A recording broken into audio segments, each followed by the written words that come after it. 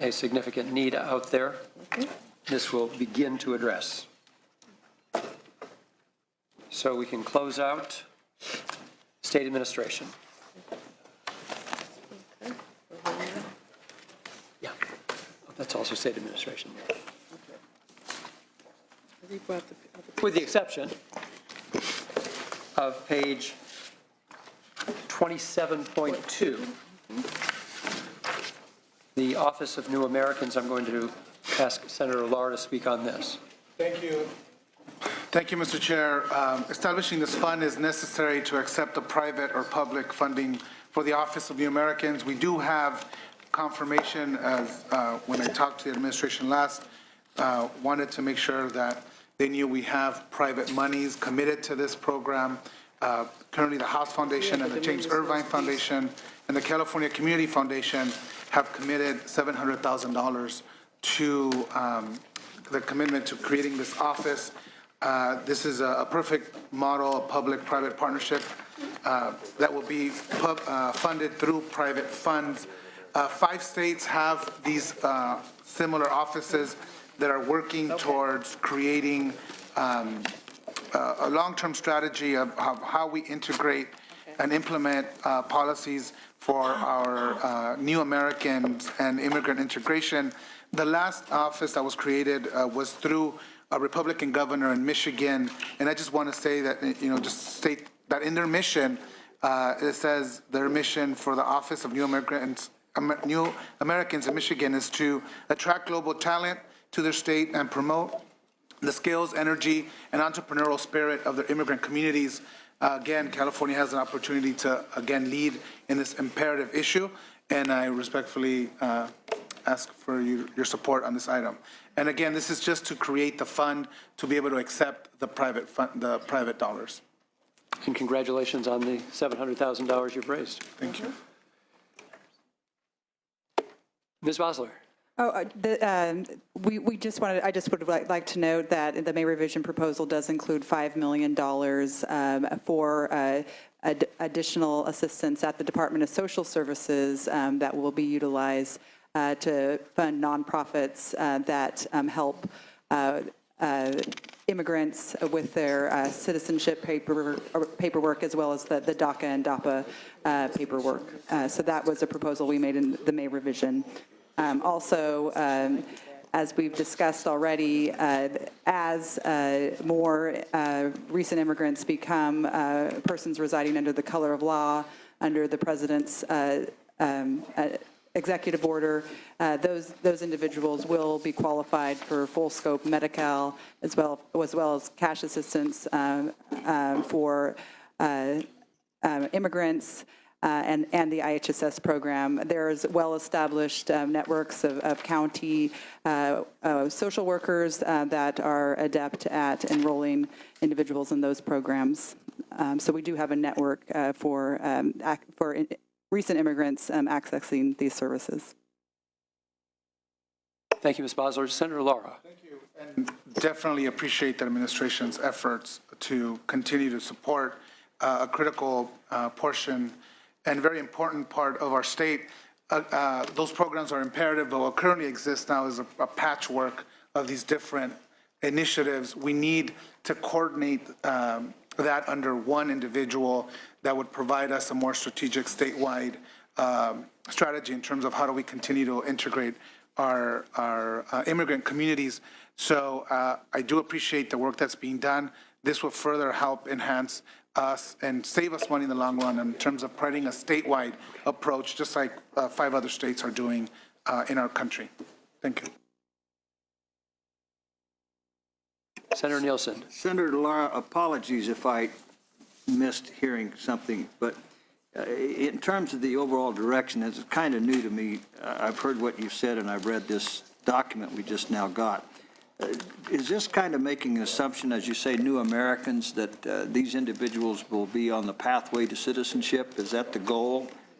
Absolutely. The goal for every immigrant in this state is to, eventually have the opportunity to have access to comprehensive immigration reform, which leads to a pathway to citizenship.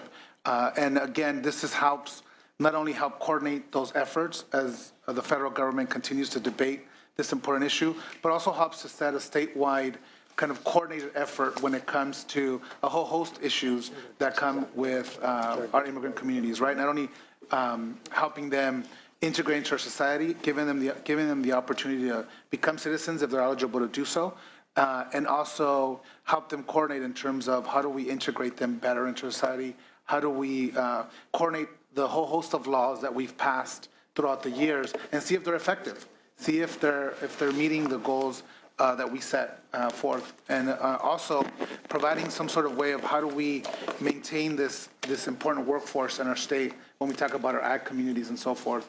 So it's just, right now what exists is some cities, some local jurisdictions have an Office of New Immigrants, some cities have them, other parts in the country are doing statewide offices just to help kind of coordinate all that. I'm happy to say that we were able to secure private funding to get this done, so. Just in that, I'm not saying I'm opposed to this prospectively, but I see some complications in the implementation, and I'll just reserve to abstain at this point. But thank you for the clarification. Thank you, Senator Lara. So the motion is to accept the creation of the new fund to support the Office of New Americans. And the vote will be 2-0. 2-0. Sergeants, you have two last pages for us, please.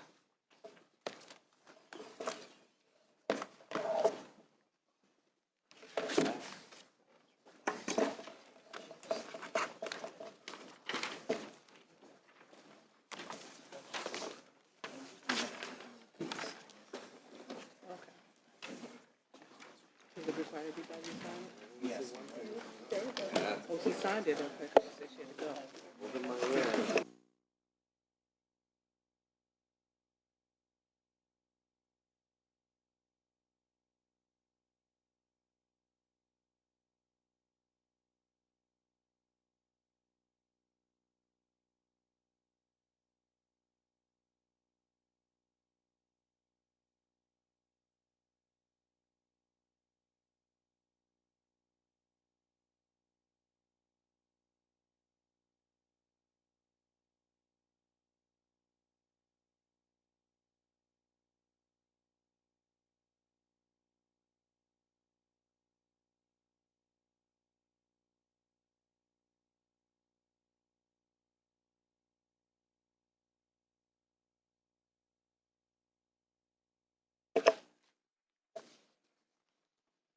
All right.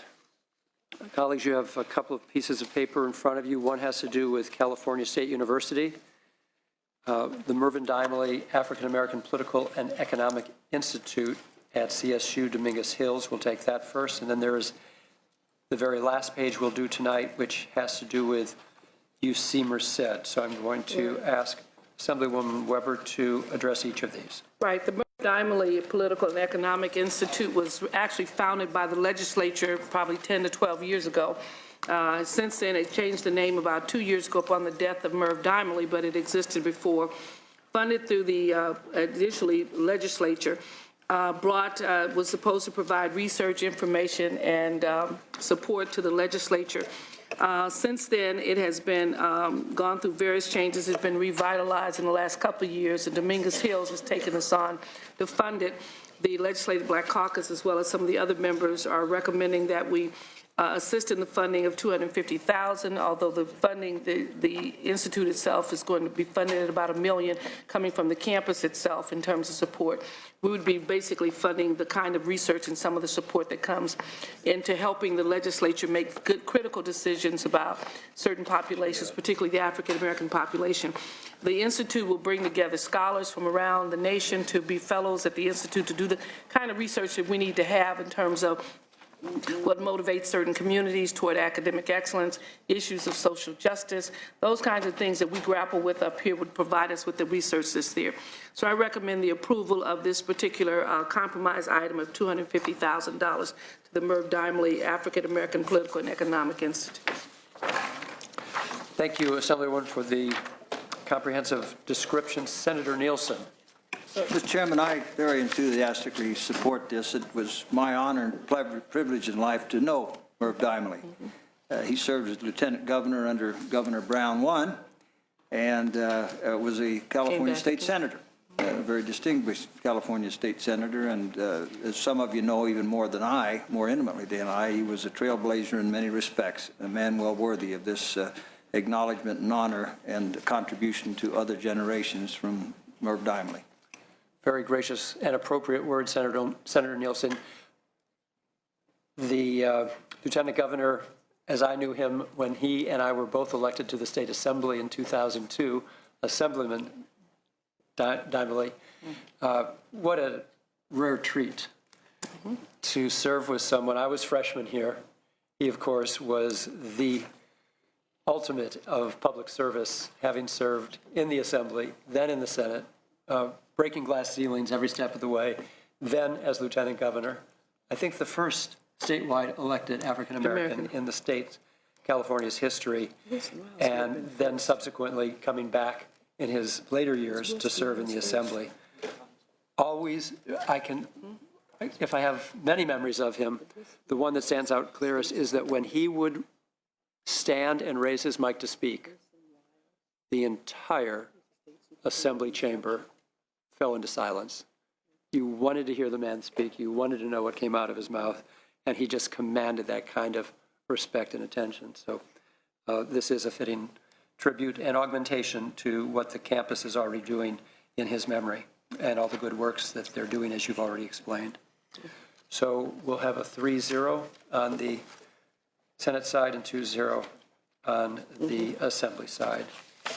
The other proposal comes from UC Merced, and as some of you may know, we founded the UC Merced campus, and one of the portions of the UC Merced campus, one of the rationale was as you know, in Central Valley, the lack of healthcare, medical services, support that's there. And so one of the missions of the UC Merced campus was the medical school, which has been developed, but it works in partnership with UC Davis. And so this is to strengthen that program that's there, to expand it, to meet that needs in the Central Valley, in terms of the fact that the healthcare is at 31% lower in Central Valley than any other part of California. So the medical school exists. It exists with a partnership of Davis. I think the mission in terms of hopefully the University of California is eventually move it to become more independent. This would assist in the ongoing development of that medical school right that's there now. It's, we move approval of this allocation to UC Merced's medical school.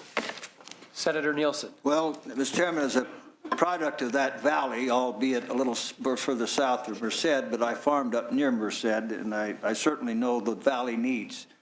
And that campus there was very important to the continued growth and prospering. And the medical needs of that valley are unique and vast as well, and I indeed will say very unique. And Senator Cannella has long tried to achieve this accomplishment as well as many others, and it's certainly appropriate to continue the trend. Thank you, Senator Nielsen. Thank you. So, Ms. Bosler. This item is one that there would be concern about significant out-year costs associated with another medical school. In California, medical schools are quite expensive, and that's not something that's built into our out-year numbers. So this would be a concern. Just in terms of rural access to health care, this is something that the administration and our Department of Health Care Services has worked a lot on. We have been implementing managed care in the rural areas, first time ever, and this is something that is bringing more choice and more access to health care in the rural areas of our state. Thank you. And just to clarify, colleagues, this is $1 million one-time investment just to begin the planning of a potential medical school, expanding upon the existing health sciences and medical education programs that they currently have at Merced. Senator Lara. Thank you. I just want to also note that as we talk about the Central Valley, I'm always in favor of getting more medical students. We also have to look at increasing our medical slots in the state. Not only the Valley, but even urban areas are severely medically underserved. And I just want to, on this issue, I know that Senator Cannella, our colleague, has been working on this issue for a while. So I just wanted to, take a note to congratulated him too on this important effort. Okay, thank you, Senator Lara.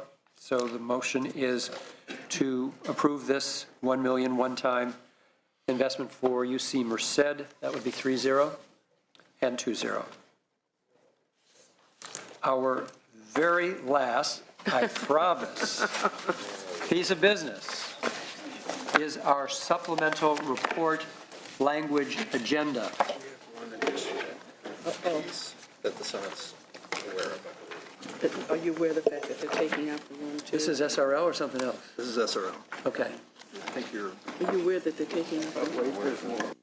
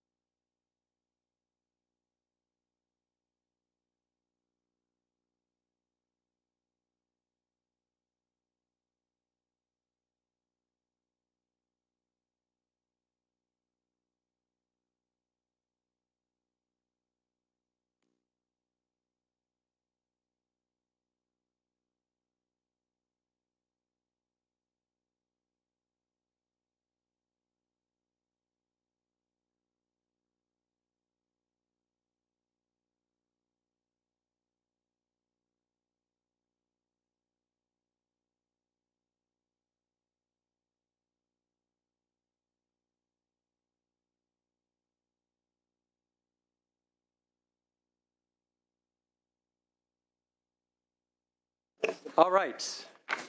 As promised, the supplemental report language agenda.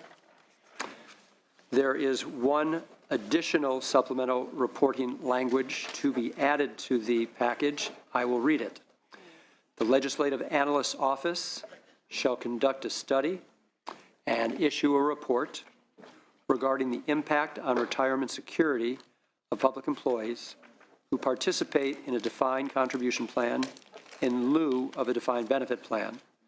The study should look at the impact that the recession had on the earnings of defined contribution plans offered by California employers. That's the only addition.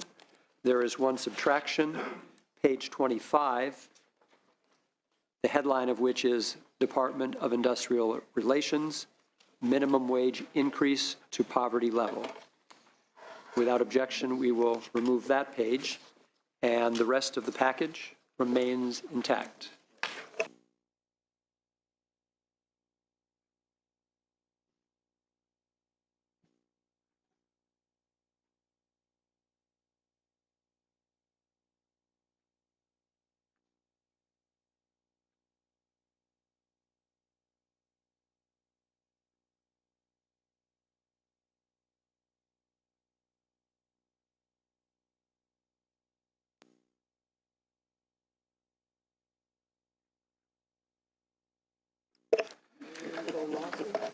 So we'll take, We just had a few items. So there's significant Please. number related to the UIC that I think were all drafted before the most recent conversations. And we think it makes sense to look at these in light of all of the other reporting that we've already agreed to through trailer bill and budget bill.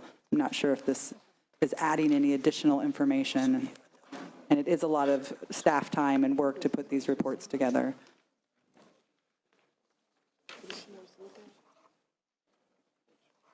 Do you have specific pages? Starts on page 11. There's 3 items on page 11.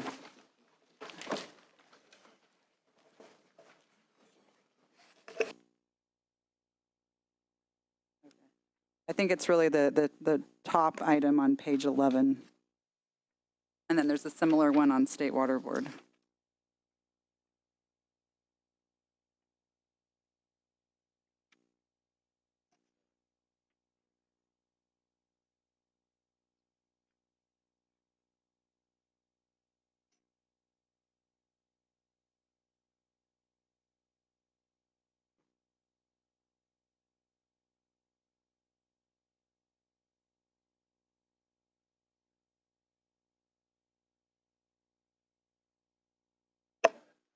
Ms. Bosler, your point may be well taken, but we haven't passed finally any trailer bills. So if and when they do pass, this may become unnecessary, but until then, it's not.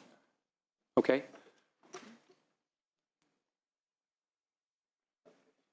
Was there any other page you wanted to identify while we're at it? Not at this time. Okay. So colleagues, we're going to take just a couple votes here.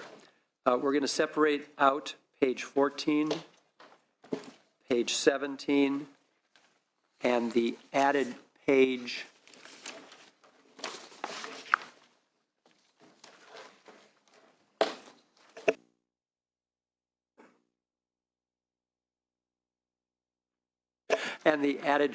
on, retirement security that I just read aloud. So we're going to separate out those 3 pages and take a vote on the rest of the package first. And the vote on that will be 3-0, 2-0 on the entire package, minus those 3. 3-0, 3-0. Then we'll take a separate vote on page 14. Page 14, 2-1, 2-0. Page 17, we separate out, and we're going to divide the 2 issues on that page for separate votes. And let me identify. And I should also mention, the separate vote on page 14 was Department of Water Resources, Central Valley Flood Protection Board Long-Term Funding Plan. That vote was 2-1, 2-0. Page 17, which we're about to vote on, has 2 items. The first is the Department of Toxic Substances Control, status of plan related to Exide 2014 enforcement order. That's the first vote, and that will be 3-0, 2-0. And then the second vote on page 17 is the status of permitting coordination and backlog reduction. And the vote on that will be 2-1, 2-0. And that will conclude our supplemental report language agenda.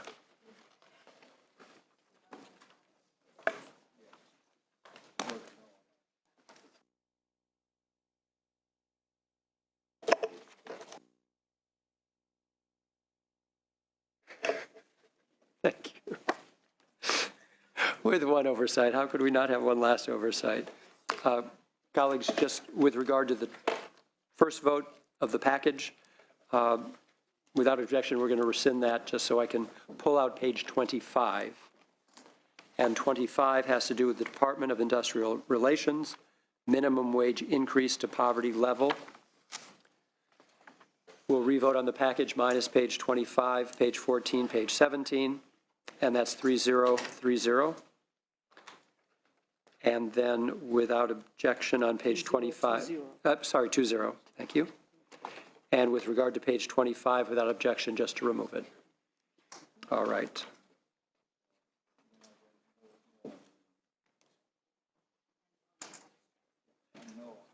And then we also have that extra page, which has to do with the added pension page on retirement security.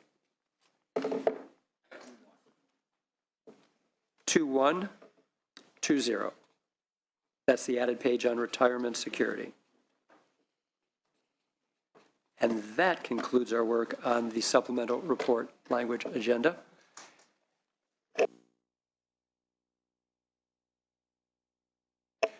And that concludes our work on the entire book before us. So I wouldn't be surprised that, and then of course, colleagues, before committee members leave the room, we have to sign off on the report as we pass it to the Senate and Assembly Budget Committees for a vote probably on Monday morning. This will be in print by Friday, I'm told. We probably will have close to 72 hours, somewhere between 48 and 72 hours before we take it up on Monday morning in our respective budget committees, and then take them to the Senate floor on Monday afternoon. Ms. Bosler, if you'd like. Just want to recognize that there is significant common ground, but we do continue to have significant concerns about the amount of general fund spending that's been committed in this package. We really do not want to return to the boom and bust times that have really plagued the state over the past decade. And with that, I will end, because you've heard that comment a few times already today. But do think that there's a lot of common ground, and I hope that, but there's still a lot of work to do, and we look forward to working with you. Right. Thank you. And you have been a terrific, perfectly well-informed, delightful partner through this entire process. So we thank you, Ms. Bosler, and your staff, as we thank the entire LAO team for all that they've contributed to the process as well. For those a little less familiar with the overall process, of course, we have a constitutional requirement that we pass a balanced budget to the governor by June 15th. That is Monday. That will occur. That is, by definition, an agreed-upon budget between the two houses. That bill then goes to the governor's desk. He has until July 1st to sign, veto, or negotiate parts of what we have passed. And in recent years, that has happened between June 15th and July 1st. As Ms. Bosler has pointed out along the way, there are still some disagreements with the administration. That's what those 2 weeks will be for. And we will have a signed budget by the governor by July 1st. So that's the larger process. Senator Nielsen, I'm going to save my comments for the last. Please, you do the last, of course, Mr. Chairman, but I want to thank you and Assemblymember Weber for your courtesies that you've extended to all of us here today and the last many days. In fact, I guess I'd best say the last many months. And it's resulted in a good conclusion, an amicable discussion of many, many issues. Mr. Bosler, please tell the governor that his longtime friend, Senator Nielsen, really has enjoyed being able to be in such agreement with him. We haven't always so agreed on so many things, kind of in one fell swoop, including where we go prospectively. We heed your comments. But again, Mr. Chairman and Assemblymember Weber, thank you. Thank you, Senator Nielsen. Always gracious and with such history and detail offered to the committee. Assemblyman Bloom. I want to say thank you as well, and you run a very thorough meeting, Mr. Chair. We've been here for quite a few hours today, but we've accomplished a lot over the days that we've worked together. And Madam Vice Chair and Mr. Chair, I just want to thank you because you know, Ricardo and Richard here, you know, we're just kind of the bookends to you, and our other members put in their time too, but you really do the yeoman's work, and so we really appreciate that. And I know all of our staffs have worked extremely hard to get this budget together. They still have more work to do, and we look forward to bringing things to a conclusion, both on the floor on Monday, and then hopefully getting the governor's blessing on as many of these things as possible, although we know perhaps not 100%. Thank you, Assemblyman, and don't discount your and Senator Lara's participation. It literally would not get done without you. Senator Lara. Mr. Chair, I just want to thank our chair, vice chair, members of the committee, LAO, of course, the administration, Ms. Bosler, who, by the way, has done it without coffee all day. I have no idea how that. Or Red Bull. Or Red Bull. Not to plug any any product placement there. But I just want to thank, of course, our staffs who have done a phenomenal job of briefing us, and just, look forward to another productive end of this budget cycle. Thank you, Senator. My Vice Chair, Assemblywoman Weber. Sure, want to clearly thank our chair. It's been great working with you, as well as everyone on this committee, and always good to work with Ms. Nielsen again. Appreciate your historical experience, and of course, Ms. Melendez has been wonderful to work with, as well as all the staff that's there. Want to make sure that we once again reiterate our support for the Department of Finance and LAO and the Governor's Office for providing the information and even a good conversation back and forth, because generally out of conflict and concern and differences come the best decisions. So it's good that we don't always agree, that we can come together and somehow or another hash out what is best for the state of California. I'm optimistic about this budget and always optimistic about the future of California. I think everyone wants to believe very clearly that California is the Golden State in so many ways, in terms of opportunities that are available to so many. And as I look at this budget, I recognize the fact that that's what we're trying to do in the budget. We're trying to make sure that our schools are sound and solid, that our families are supported, that our young people have an opportunity to actually grow and develop and have a vision for themselves as they see us work so hard to create that vision for them. I'll continue to be amazed at how many people love California as much as I do, and that we all strongly believe in these institutions that have sustained us and supported us over the years. And I think much of what we've done, we've secured a future for California because we do have the rainy day fund, and we do invest in saving money for the state. But we also have to recognize that we have to also invest in California, and I think that's what we've done. Most folks know I came to California as a kid from Hope, Arkansas, because there was no hope in Hope.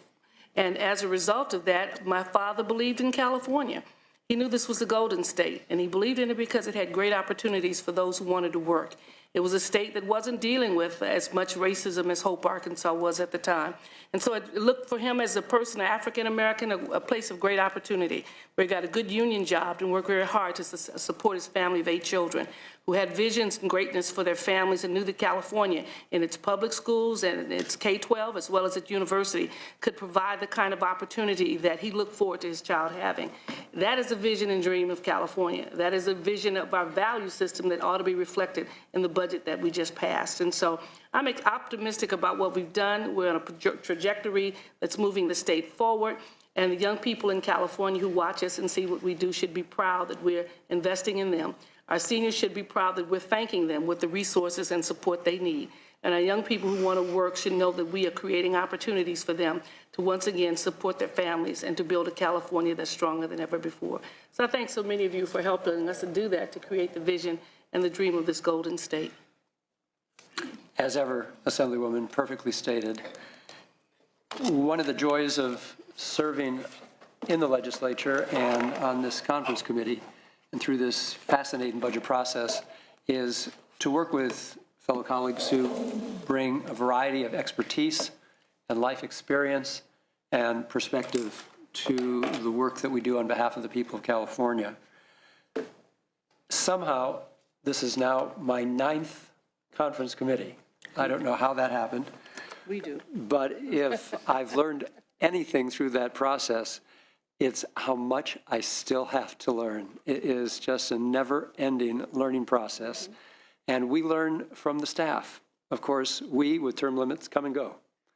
The staff and their dedication to their profession and to the details that make up this budget continue to impress me. And we could not do it without all of you. You're the ones who know this. You help guide us through our elected responsibility to make the decisions that make up the final budget. So to all of the staff here, we are forever indebted. And through those 9 budget processes, I can honestly say that I've enjoyed every one, but I have not enjoyed any one as much or as more that I've enjoyed this one. Assemblywoman, thank you for being such a great partner. And to Assemblyman Bloom, to Senator Lara, Assemblywoman Melendez, and to Senator Nielsen as well. We got work yet to do, and staff probably knows that better than any of us, between now and Monday, and then whatever changes may need to be made between the 15th and the 1st of July. So without any other business before us, aside from signing the report, I thank you all, and we are adjourned.